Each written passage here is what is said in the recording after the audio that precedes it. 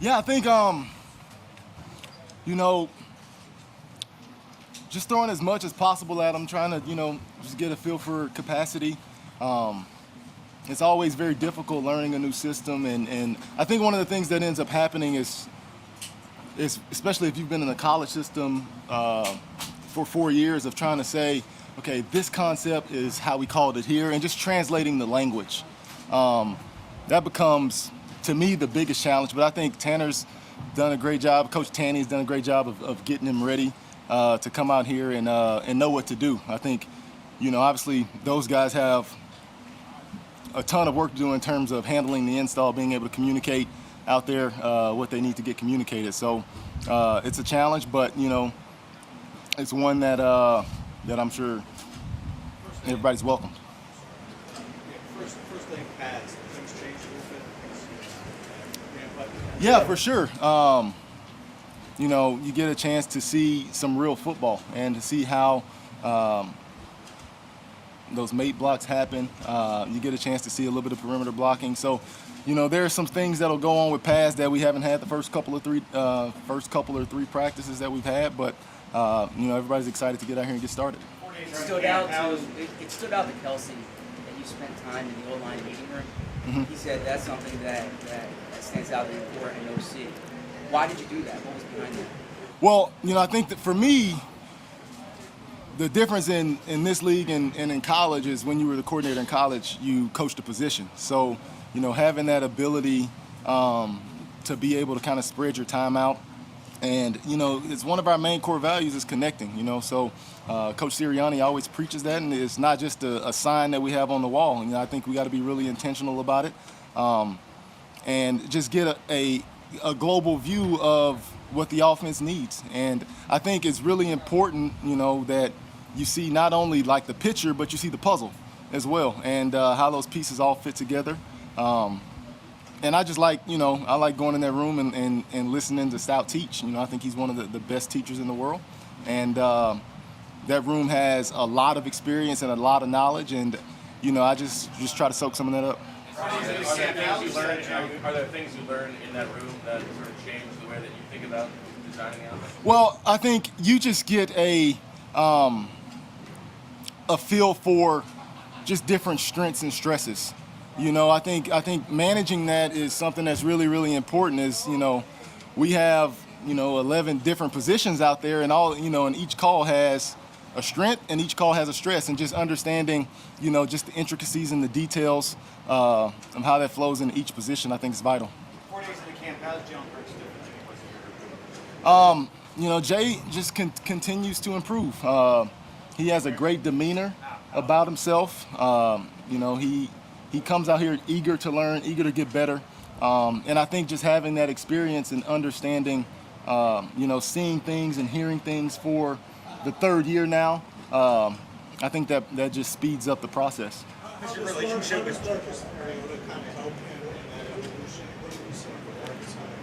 Yeah, Marcus has been great to be around. I think he has a very unique experience in this league as well. And anytime that you spend so much time in the building with these guys, and they spend so much time together in the quarterback meetings, I think just being able to share that information, share knowledge, is really important to the development of the position. We've seen Trey Sermon working with the first team. Nick's spoken highly of him. What do you like about him? Does he have a chance to make the team when he is part of that? Yeah, I think we have a great group of running backs, and I think Coach Singleton has done a fantastic job of getting guys ready to play. And when you got a number of guys that we're all splitting reps right now and getting the reps that we need to get to see what everybody can do and evaluate skill sets and how we can deploy them. That entire group's done a really good job. Hey, Ron, with Jalen, you've been around pretty much since day one of his development. He talks about himself as a triple threat. Passing, rushing is obvious, but the process he's very proud of. How much has he improved in that sort of processing aspect since you've been back?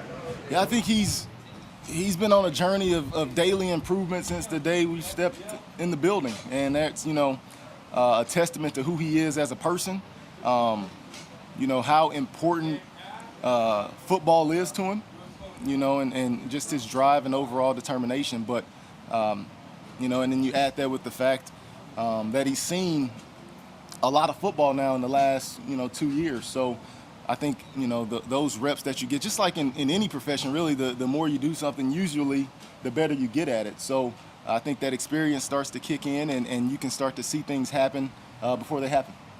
Knowing that person, the new coordinator, is this defense changing at all schematically, or are you just moving ahead from where you were last year? Well, I think the biggest thing is we're always looking for ways to evolve, and not necessarily find a new way to do things, but find maybe a better way to do things. And that's under constant evaluation, whether it's off-season, training camp, or even in season. So, you know, for us as an offense, you know, we're always trying to find little wrinkles, little adjustments that we can have to make sure we're getting the most out of what we have. Obviously, a big part of your new job will eventually be calling plays on game day.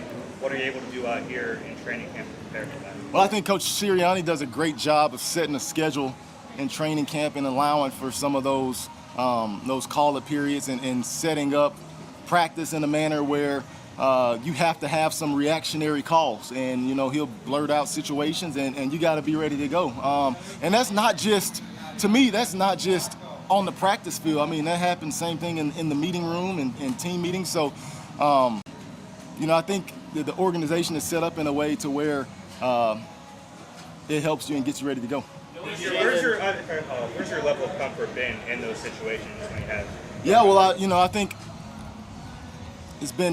I'm extremely comfortable calling plays, but you know, ultimately, like we're executing the vision that we have for the offense throughout the course of the week. And you know, being here the last 2 years and understanding exactly how things are operated, understanding exactly how Coach Sirianni wants things done, I think has been vital for me for sure. Knowing Jalen play yesterday, where Jalen holding his left, ended up scrambling his right, and I think it was like a 40-yard pass to Olamide. I guess my question was, how would you see Jalen specifically the scramble drill improved in that department? It feels like it's a second nature. Yeah, well, that scramble is something that we talk about a lot, is the ability to make these off-schedule type plays. If you look around the league and you see, you know, some of the most explosive offenses, a lot of those plays happen in second reaction football. So, you know, you have to have a plan for when the play breaks down and how you scramble and the spots that guys are getting to,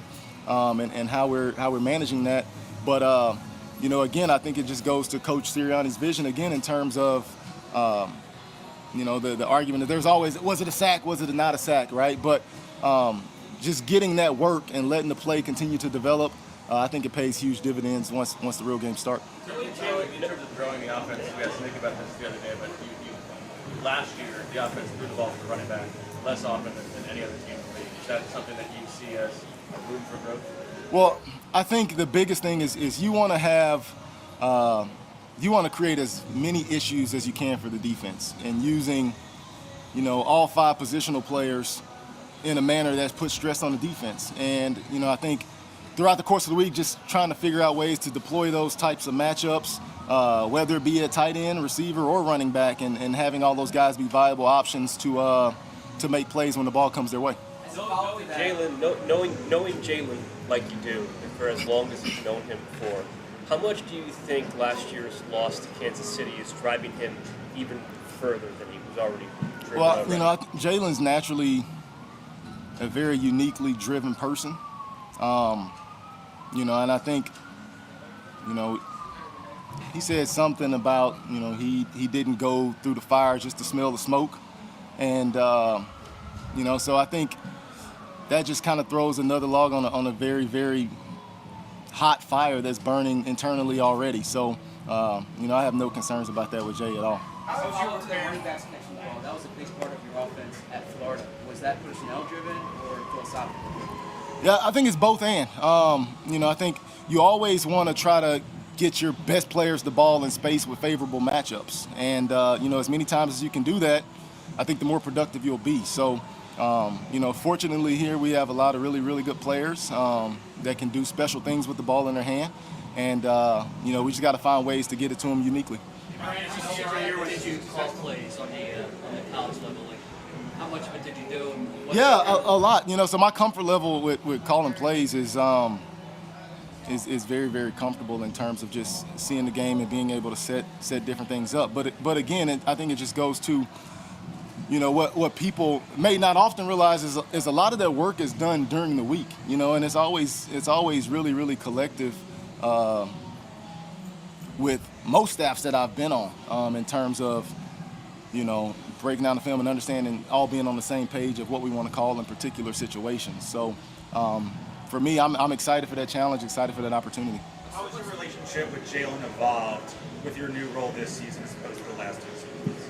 Yeah, you know, I think we have a great relationship, and it's just continuing to evolve in terms of being able to have constant communication in terms of what we're seeing in real time on the field. And I think that's something that we will continue to develop and continue to grow, you know, as the season moves along. What do you see from guys prepare for defenses taking away Specific successful plays that you guys had last year, for instance, the QB sneak, the draw play, without knowing exactly how they're going to counter it? Well, I think that's part of our studies in terms of what we're doing in the offseason to try to find new wrinkles and evolve and complement the offense in a way that could be successful. So, you know, like I said earlier, we're always looking for ways to do something better or ways to evolve and not be stagnant. What have you seen from Quez Watkins so far in these first 2 days of practice? Yeah, Quez has done a great job. He had a terrific catch the other day in the first team period. You know, he's highly motivated. He's obviously very, very talented. And that group in general, like, I think, you know, as with a lot of groups, is this being the 3rd year of the offense, there's a level of confidence that comes with knowing exactly what to do, knowing the adjustments that need to happen before they, you know, even happen. And Quez has been no different. Brian, as an organization, this franchise believes in building on the trenches on the offensive line. You have Jordan and Landon together.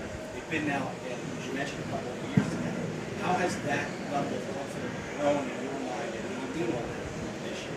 Yeah, I think it provides just a ton of confidence, you know, when you play next to a guy for and get as many reps next to a guy for as long as they have, you know, just the intricacies of understanding exactly, you know, how they want to mate block things and you know, how they pass off games and things of that nature that show up throughout the course of a game and throughout the course of a season. I think that continuity usually bodes well.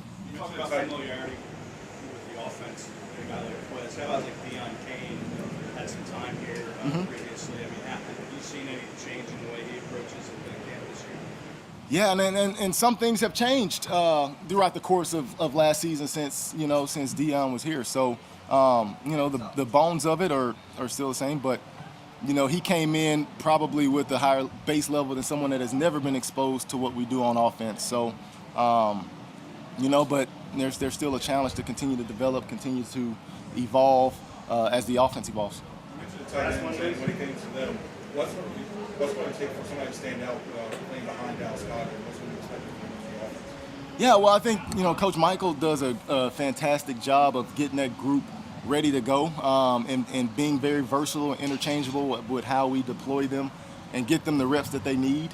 You know, I think playing tight end, you know, particularly here behind Dallas, you get a chance to see one of the best guys in the NFL do it at a high level. So, you know, anytime you can have that reference point, I think it really helps your game.